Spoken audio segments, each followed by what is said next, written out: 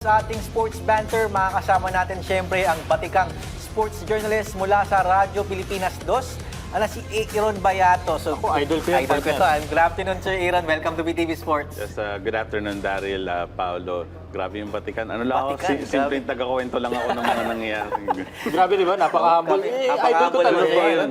Fast yun. Grabe Simpleng kwento lang yun. But thank you for having us. Thank you.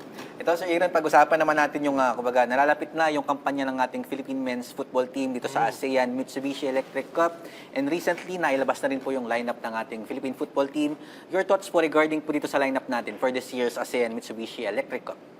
So, first of all, of course, bilang fans and Filipinos, we're calling on everyone, lalo na sa mga sports fans natin, of whatever sport, na supportahan natin itong national athletes natin. 26 national athletes wearing the tricolors na lalaban sa mga friends natin sa Southeast Asia for the Mitsubishi Electric Cup. It's been a while since nagkaroon ng hype yung ating pambansang kupunan sa men's football, given, of course, sa naging tagumpay ng ating women's football sa New Zealand sa World Cup, and then yung mga naging historic achievements nila sa Asian Cup. So, this time sa men's football, sa new management ng federation natin, Philippine Football Federation, they're looking to get some grounds. It's not been easy. Medyo may mga roller coaster of results. Of course, we had their first win since a long while no sa Kings Cup. Yes.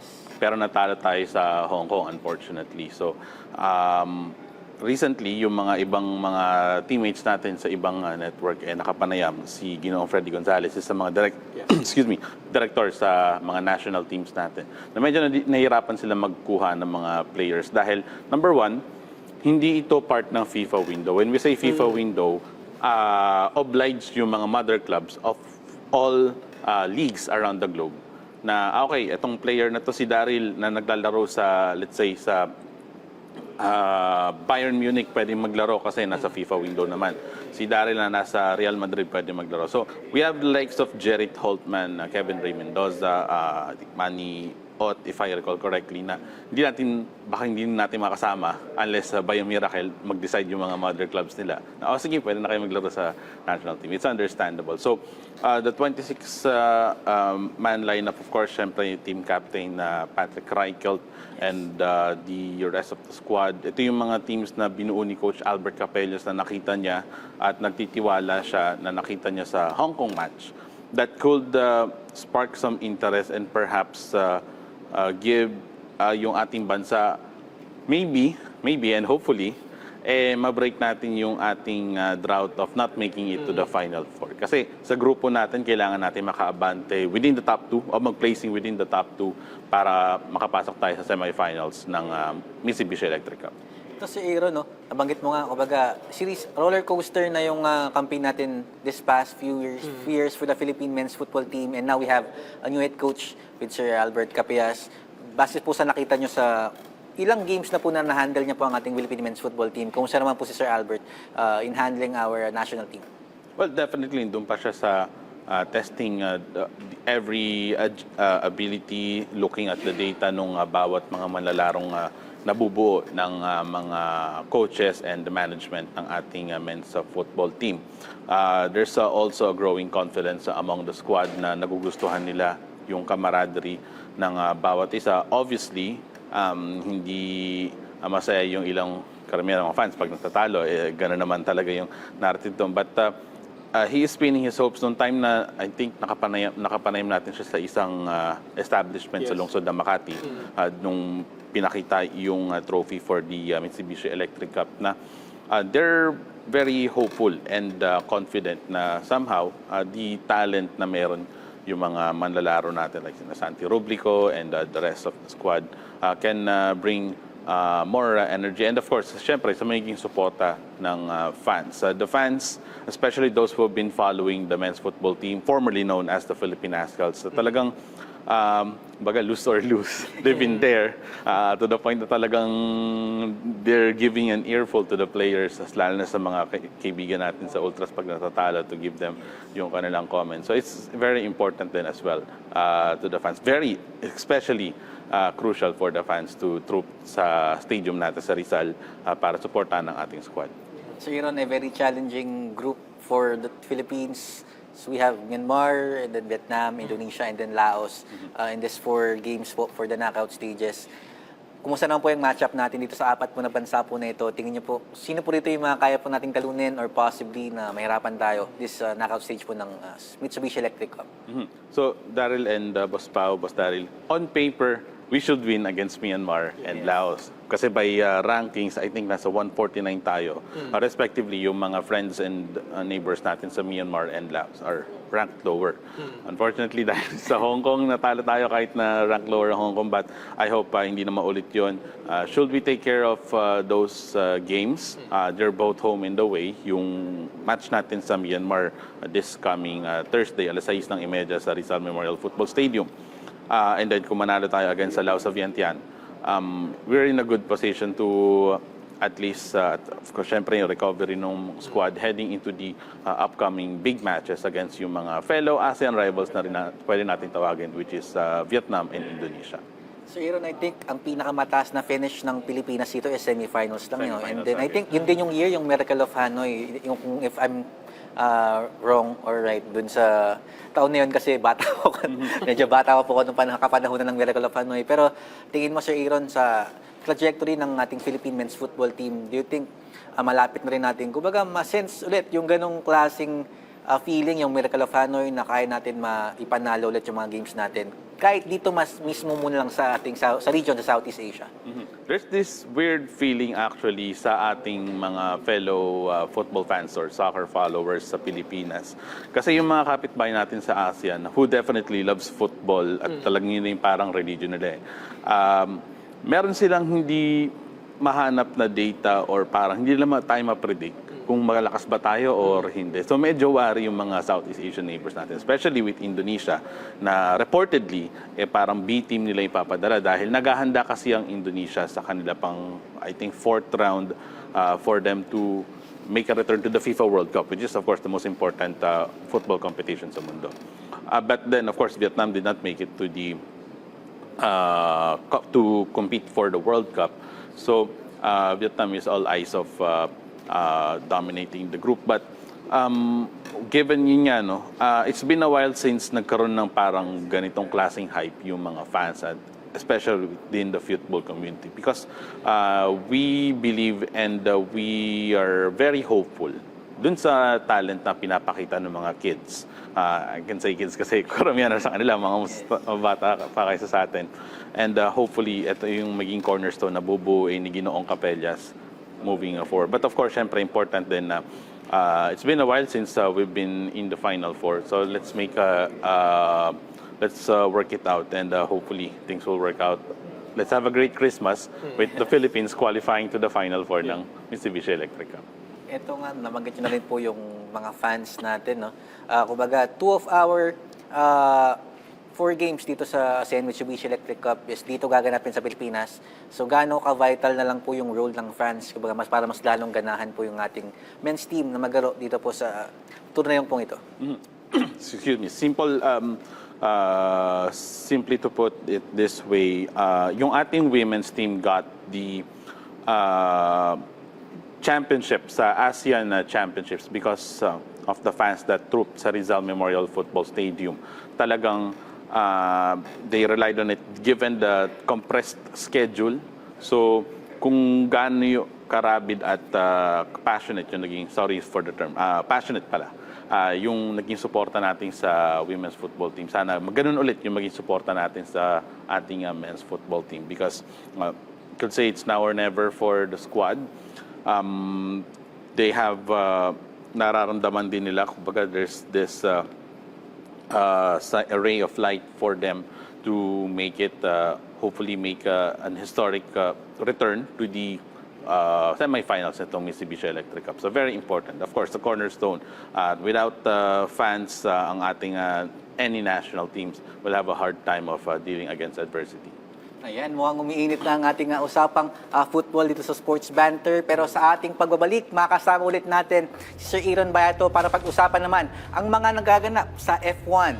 Ang lahat ng yan sa pagbabalik ng PTV Sports.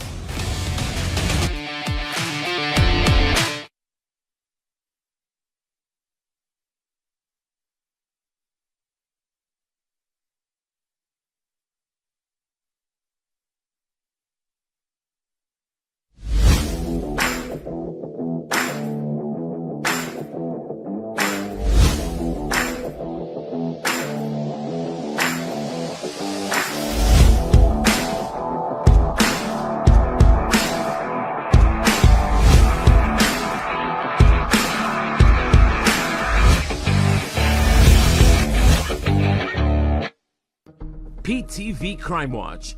Mga paalala laban sa human trafficking. Ang Anti-Trafficking in Persons Act ay batas na ipinasa upang wakasan ang human trafficking sa bansa. Layunin itong protektahan ang mga biktima, lalo na ang mga kababaihan at kabataan. Sa ilalim ng batas, bawal ang pagre-recruit, pagkulong at pagbabiyahe ng mga tao patungo o palabas ng bansa gamit ang pagbabanta, panlilinlang, pamimilit at pag-aabuso ng kapangyarihan para sila ay ipasok sa prostitusyon, sa pilitang pagtatrabaho, pang-aalipin, pagbebenta ng human organs at iba pang uri ng pananamantala. Kumilos laban sa human trafficking. Alamin ang inyong mga karapatan at makipag-ugnayan sa mga organisasyon at ahensya ng pamahalaan na maaaring magbigay proteksyon. Huwag basta maniwala sa mga nag-aalok ng trabaho, lalo na sa text at social media, at i-report ang anumang gawaing kahinahinala.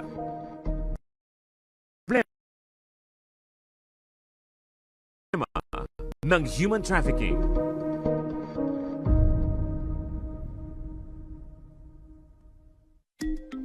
Disaster Watch. Alamin ang mga dapat ilagay sa go bag bilang paghahanda sa anumang sakuna. Maglagay ng tubig na maiinom at mga pagkaing hindi madaling masira. Maglaan ng espasyo para sa first aid kit at survival kit para sa mga hindi inaasahang pangyayari.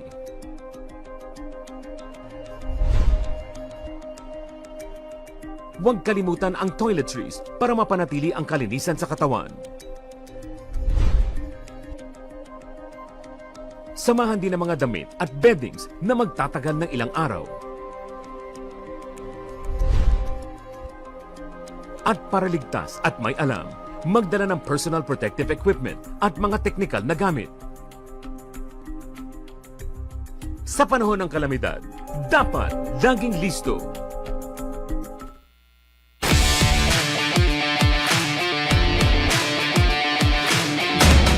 Babalik ang PTV Sports. Nako, nandito pa rin po makakasama natin si Sir Aaron Bayatong, aking idol, no, upang pag-usapan ng topic natin sa F1. Sir, maraming salamat po sa pagpunta rito, no, Sir. Unang tanong, unahin natin si Bianca Bustamante, no. Ano ba yung mga pwede mo niyo po ba ibahagi sa amin yung mga kaganapan ngayon kay Bianca Bustamante? F1 Academy, tama ba, Sir? Ano bang pwede nating mapag-usapan about that? Okay, actually dapat babalik ko rin sa tanong. Bakit ba dapat sa Abu Dhabi tayo ngayon eh, no? Tara. Okay, natapos na yung F1 Academy. Kanina lang actually mga 30 minutes ago. Unfortunately, si Bianca sa kanyang huling race for race number 3, she finished P14 or 14th place. She was initially around running 4th or 5th during race 3 sa Yas Marina Circuits for the Abu Dhabi Grand Prix ng F1 Academy. Kaso nagkaroon siya ng penalty due to nag-dive bomb kasi siya sa mga Formula 1, sa mga hindi Formula 1 fans. Dive bomb yung talagang parang you went into the inside line tapos you attempted parang kamikaze overtake. Kaso nabangga mo na yung isang competitor mo. So she was penalized for causing a collision. Beyond that, gayon pa man, she finished with 16 points throughout the 3 races ng Abu Dhabi Grand Prix. P5 nung race 1, P7 nung race 2. Kaya 3 races dun sa Abu Dhabi Grand Prix. Yung isang round kasi sa Doha, Qatar was cancelled yung race 2 dahil due to safety concerns. May mga inayos na hindi naiayos on time sa pagdating sa mga safety barriers. So mahigpit ang FIA pagdating sa safety. So they decided to cancel the race and idaos na lang na 3 races sa Abu Dhabi. Bianca Bustamante had obviously a tough F1 Academy season. Nung last year kasi nakuha siya ng 2 panalo. Pero dito, she was only able to score a podium, 1 podium finish sa Miami nung race 2, which also became a double celebration dahil under siya na McLaren Development Program. And during that time, McLaren also won with Lando Norris sa US Grand Prix. But that's another topic. But naging hopefully with this being reported that si Bianca ay hindi magre-renew for the F1 Academy. So let's see kung ano yung magiging next steps niya. Kung pwede ba siya umangat into F3 or iba pa mga racing series around the globe. definitely and hopefully hindi siya mawawalan ng drive.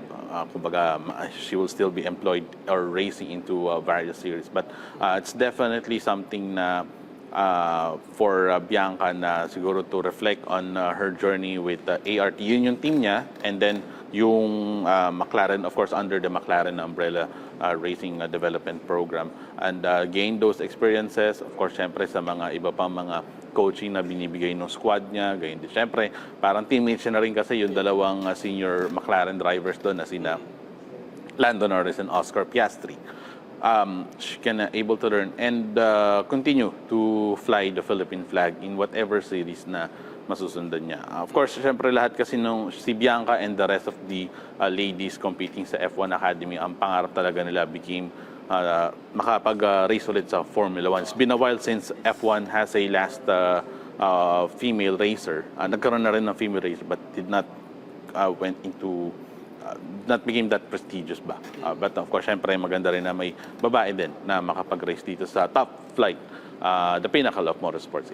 Pero Sir Aaron, no, speaking of her journey, no, before we talk about anything else, pero ano masasabi mo dun sa journey niya, no, dun sa development niya since bata pa lang siya nag-start na ng racing, no? Pero ano masasabi mo about dito sa career niya, sir? Tapos nandito na sa F1 Academy. Anong masasabi mo? What are your thoughts about that, sir? Yung kumbaga from go-karts up to F1 Academy, inspirational siya kasi hindi madali yung mga steps na kanyang ginawa. Obviously, and to frankly say it, you need money. Tama. Fortunately, Bianca Bustamante got blessing sponsorship, backing at kung ano the right way in getting sponsorships para to get her a drive. And at the same time, yung kanyang mga naging training sa go-karts at sa iba't ibang mga series na sinalihan niya prior to joining F1 Academy. Of course, the W Series, which previously was the parang top flights for female racing na medyo kahawig ng Formula 1 until eventually it became F1 Academy. So inspiring siya and hopefully hindi siya ma-discourage na bagamat hindi siya nanalo, parang makikita niya na failure yung naging kampanya na hindi. It's just became a struggle. Hopefully magtuloy-tuloy pa siya sa iba pang mga series na sasalihan niya. And definitely, ako personally as an F1 fan, as a racing fan and motorsports fan, ibang klase yung naging achievements niya at yung kanyang advocacy din in promoting female motorsports as well. All right, very well said, sir.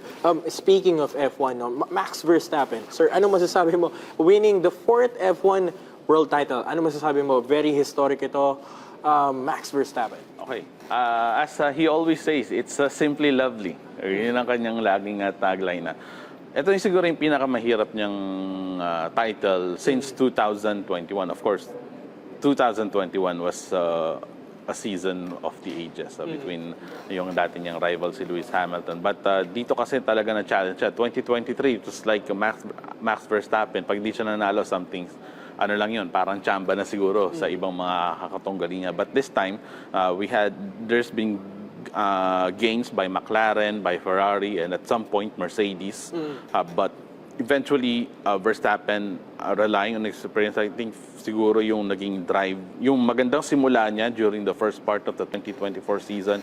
At nung time na humahabol na si Lando Norris kasi nag-gain na ng traction yung kanilang kotse at nakita na nagkaroon ng regression dun sa kotse ng Red Bull powertrains, mga ibang aerodynamic setup hindi nag-work out.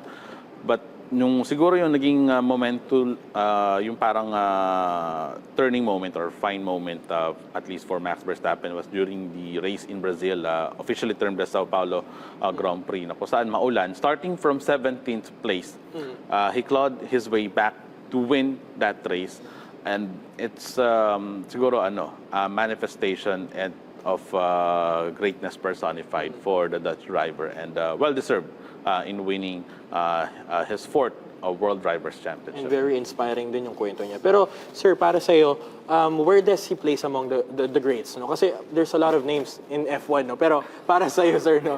Alam ko, this is a hard question for you, pero kasi F1 fan ka. Para sa'yo, sir, saan ba siya pumapalo dun sa bilang para sa'yo? Okay, kasi there's always recency bias nga, no? So, you have the greats, like, of course, Lewis Hamilton, even though he is struggling, he's one of the greats, if not the greatest. Dahil statistically, he's the greatest of all time, statistically. And then you have also Michael Schumacher, who was the first to reach 7 world titles. And then, way back nung 1950s, nung kasing edad pa lang ng mga lola't lola natin, you have wala pa tayo, Manuel Fangio. And then you have Alain Prost, and then the late Ayrton Senna, of course, Sebastian Vettel, tsaka itong si Max Verstappen. Mahirap siyang i-rate dahil lang yung mga kasing mga tito at tita natin na nauna sa ating F1 fans, ang nagiging dahilan nila kung bakit wala masyadong parang nirank na greatest of all times, objectively, is iba-iba kasi yung era. Yung era kasi nung 50s, 60s, 70s, ibang klase yung kotse. Ito kasi napaka-modern na lahat. May electronics, may chassis, lahat and everything. Doon parang siguro basta may clutch at saka cambio lang, okay na. So maaaring iba mas magaling daw noon, iba sabi ngayon. So siguro, let's siguro i-classify na natin sa Mount Rushmore. Di ba sa Mount Rushmore, you have 4 presidents, American presidents. So siguro baka si Max Verstappen getting there, perhaps mahirap tanggalin. Sino tatanggalin niya doon? So you have Hamilton, Schumacher, Fangio, kaya siya, or kaya si Vettel. So definitely, he's perhaps a top 5 or a top 7 amongst the F1 greats. But I cannot question if anyone will say, lalo na sa mga kababayan niyo, will say that Max Verstappen is the greatest, be potentially the greatest racer of all time. Ayan. Nanggaling na mismo. Kahit na mismo sa ating batikang... From a Lewis Hamilton fan, by the way. Quick disclaimer. Pero sir, no, speaking of Lewis Hamilton, no, shocking, very shocking to para sa F1 community. Lalo na shocking team transfer ni Lewis Hamilton from Mercedes to Ferrari, no? Parang nasa, ilan ba yun, sir? 18 seasons, 12 seasons from Mercedes, 246 Grand Prix and 18 drivers championships. Tama ba, sir, if I'm not mistaken? Pero ano masasabi mo about that, sir? Well, di niya ako pinatulog nung sinabi. Lilipat siya sa Ferrari. But definitely, pangarap niya kasi mag-Formula 1. Of course, talagang he's been blessed with driving for Mercedes throughout his life. Kahit nung dati sa McLaren Mercedes siya nagmamaneho. Pero yung kanyang decision to go to Ferrari for a new challenge, siguro it's part of in life na sometimes habang tumatanda tayo, we would like new challenges. Maaring any one of us will experience it in whatever siguro sa career natin. Maybe we would like to pursue other. Hindi ko rin masisisi kasi 40 na siya next year, right? 40 na siya next 40 year. na siya next year. So parang siguro naman parang it's time na para tuparin niya yung pangarap naman niya na mag-drive sa ilalim ng Ferrari. And siya mismo, meron siyang Ferrari. I mean, he owns one. You can just search YouTube for that. But of course, syempre, there's also a hint of, kumbaga, a string of disappointment din siguro sa kanyang squad. Nag-promise sila talagang they were eager to bounce back from that 2021 losing the Drivers' Championship. Although they were the Constructors' Championship pa rin noong 2021. But hindi pinalad sila na ma-retain yung kanilang glory 2022, 2023, 2023. They never won a race. Ito na lang ulit pero hindi naging maayos yung composition ng kotse nila sa ibang races, sa ibang tracks lang sila or circuits lang sila nagdo-dominate, but this time ito nahirapan sila. So it's like maybe a great move for Lewis Hamilton, who knows, and also a promising one for Mercedes. They have a new kid in Kimi Antonelli, who could be poised to be one of the most exciting and perhaps poised to win more championships for Mercedes, as well as George Russell as well. Alright, marami pa tayong dapat pag-usapan pero syempre sir, ano na lang, message mo na lang no para sa sports community natin, F1 community, football community, ano masasabi mo about sa kanila, sir? Alright, of course, first of all, thank you very much to PTV Sports for the invite, and of course, make sure to appreciate and pray for our national athletes, and also like and follow nyo na rin po kami sa RP2 Sports, sa RP2 Sports, sa mga programs po namin in supporting and promoting the men and women of our national team sa kanilang quest for Philippine Sports Glory. Thank you very much po. Alright, maraming salamat po Sir Aaron Bayato sa inyong oras po dito sa amin sa studio. No?